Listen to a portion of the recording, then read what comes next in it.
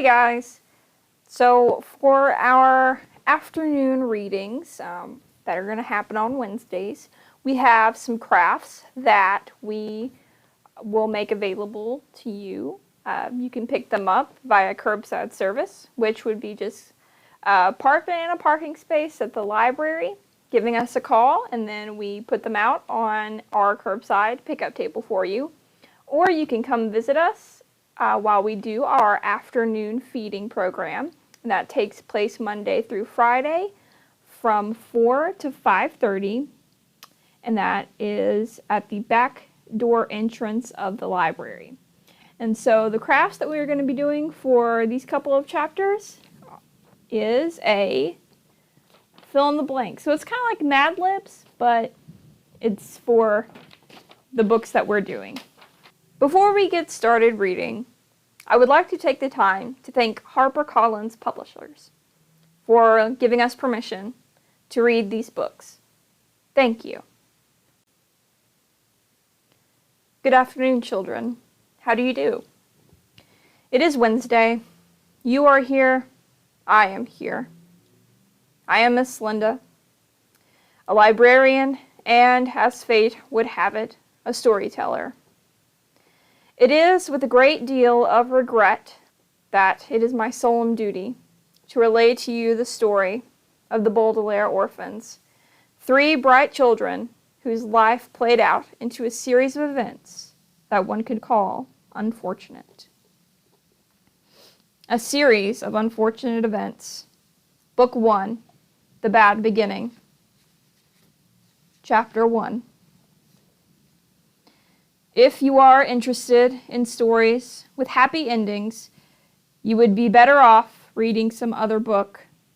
In this book, not only is there no happy ending, there is no happy beginning, and a very few happy things in the middle.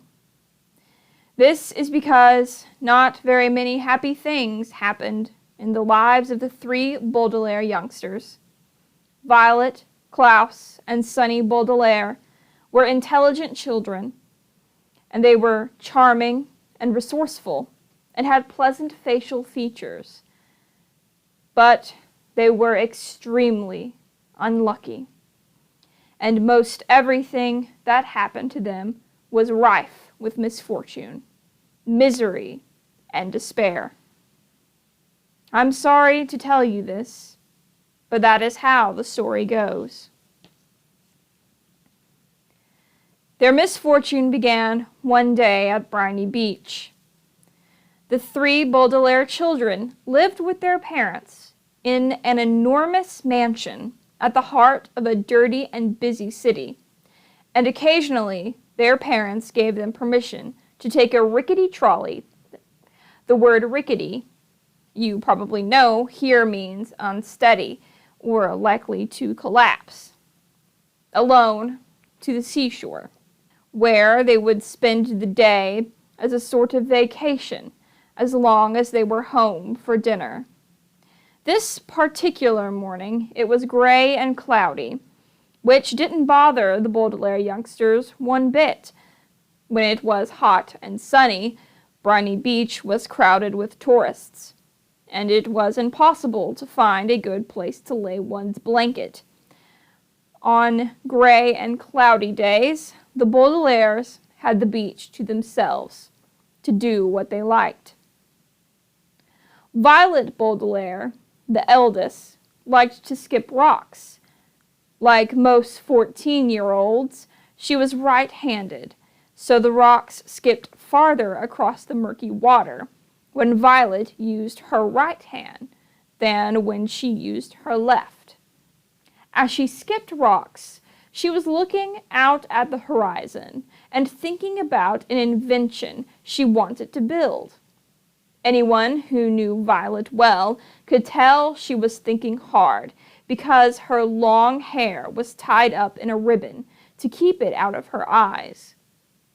Violet had a real knack for inventing and building strange devices, so her brain was often filled with images of pulleys, levers, and gears, and she never wanted to be distracted by something as trivial as her hair.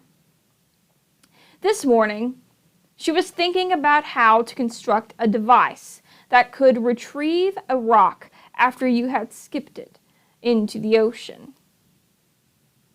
Klaus Baudelaire, the middle child and the only boy, liked to examine creatures in tide pools. Klaus was a little older than 12 and wore glasses, which made him look intelligent. He was intelligent. The Baudelaire parents had an enormous library in their mansion, a room filled with thousands of books on nearly every subject. Being only 12, Klaus, of course, had not read all the books in the Baudelaire library, but he had read a great many of them and had retained a lot of information from his readings.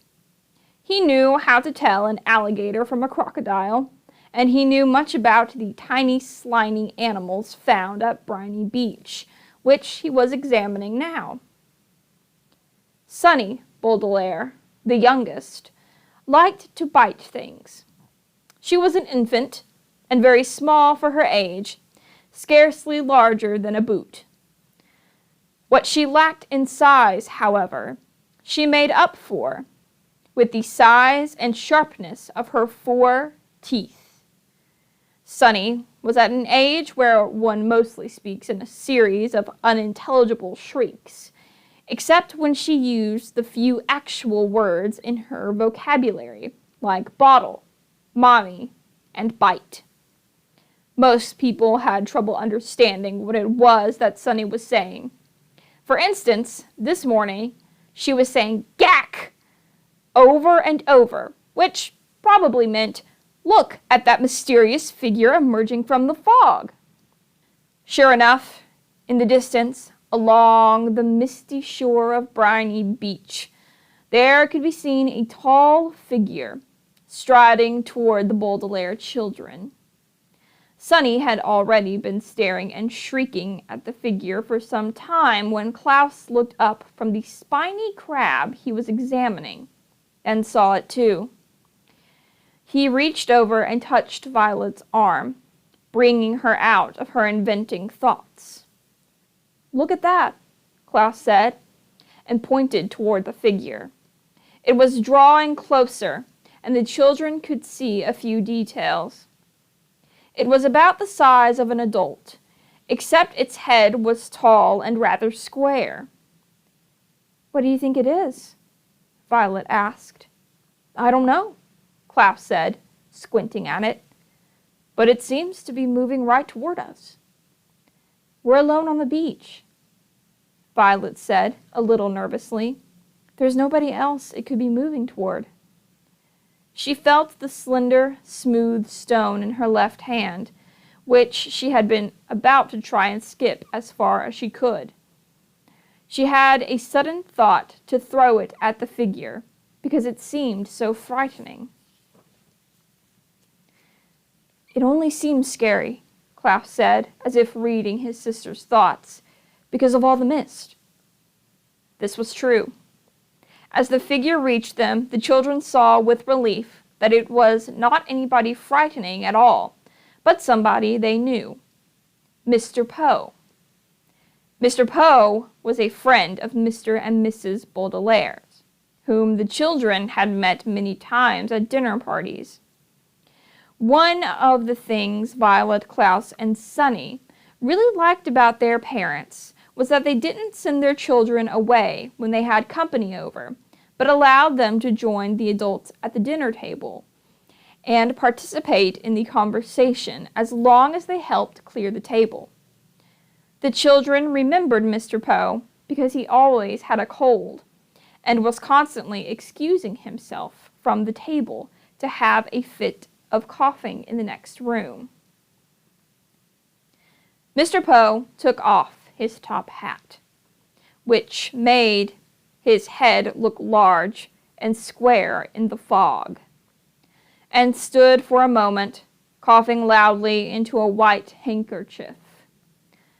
Violet and Klaus moved forward to shake his hand and say, "How do you do?" "How do you do?" said Violet. "How do you do?" said Klaus. Oh no, yow! Said Sonny. Fine, thank you, said Mr. Poe, but he looked very sad. For a few seconds, nobody said anything, and the children wondered what Mr. Poe was doing there at Briny Beach, when he should have been at the bank in the city where he worked. He was not dressed for the beach. It's a nice day, Violet said, finally making conversation. Sonny made a noise that sounded like an angry bird, and Klaus picked her up and held her. Yes, it is a nice day, Mr. Poe said absently, staring out at the empty beach. I'm afraid I have some very bad news for you children. The three Baudelaire siblings looked at him. Violet, with some embarrassment, felt the stone in her left hand, and was glad she had not thrown it at Mr. Poe. Your parents, Mr. Poe said, have perished in a terrible fire. The children didn't say anything. They perished, Mr. Poe said, in a fire that destroyed the entire house. I'm very, very sorry to tell you this, my dears. Violet took her eyes off Mr. Poe and stared out at the ocean. Mr. Poe had never called the Baudelaire children my dears before. She understood the words he was saying, but thought he must be joking, playing a terrible joke on her and her brother and sister. Perished, Mr. Poe said, means killed. We know what the word perished means, Klaus said crossly.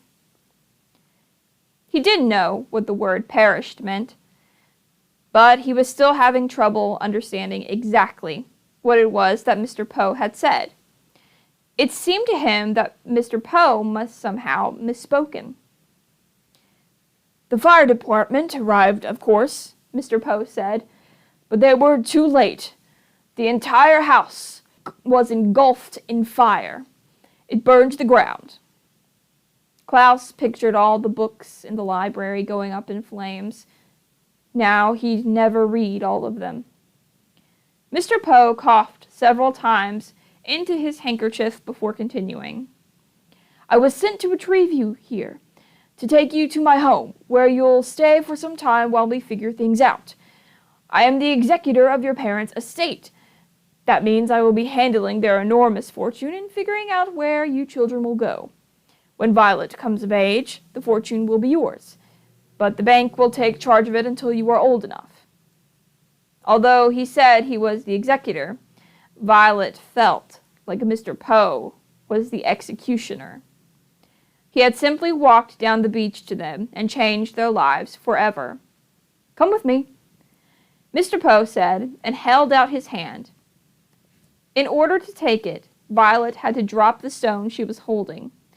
Klaus took Violet's other hand, and Sonny took Klaus's other hand. And in that manner, the three Baudelaire children, the Baudelaire orphans now, were led away from the beach and from their previous lives.